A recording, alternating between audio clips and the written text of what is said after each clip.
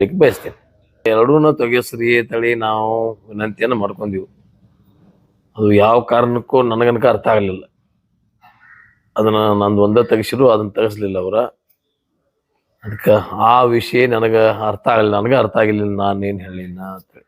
Sir, ಈಗ ಆ ರಾಜಕೀಯ ಅವ್ರು ಏನ ಬೇಕಾದ ಡಾವಪೇಜ್ ಮಾಡಿದ್ರು ನಾವೇನ ಒಬ್ರಿಗೊಬ್ರು ಸ್ನೇಹ ಇದೀವಿ. ನಾವು 40 ವರ್ಷದಿಂದ MLA ಆಗಿನ ನಾವು ಕೂಡಿಲ್ಲ. ಮೊದಲು ಹಿಡ್ಕೊಂಡು 40 ವರ್ಷದಿಂದ ಕೂಡಿ ಬಂದಿದ್ವಿ, ಕೂಡಿ ಇರ್ತೀವಿ.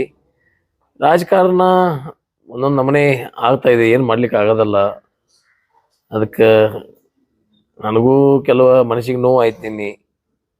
ನಾನೊಬ್ಬನ ಬಿನ್ನೂರದಾಗಿ ಅವರು ಇಲೆಕ್ಷನ್ ಅದೇನು ಇಲೆಕ್ಷನ್ ಆದ್ರೂ ಲಕ್ಷ್ಮಣ ಸವದಿಯವರು ಯಾವುದೇ ಪರ್ಸೆಂಟ್ 100ಕ್ಕೆ 100% ಬರ್ತಾರ.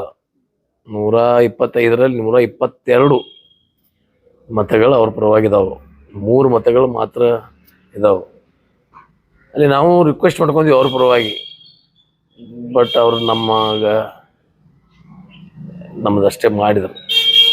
ಮುಂದಿನ ರಾಜಕಾರಣದಲ್ಲಿ ಯಾರು ವೈರಿಗಳು ಅಲ್ಲ, ಯಾರು ಗೆಳೆಯರು ಅಲ್ಲ.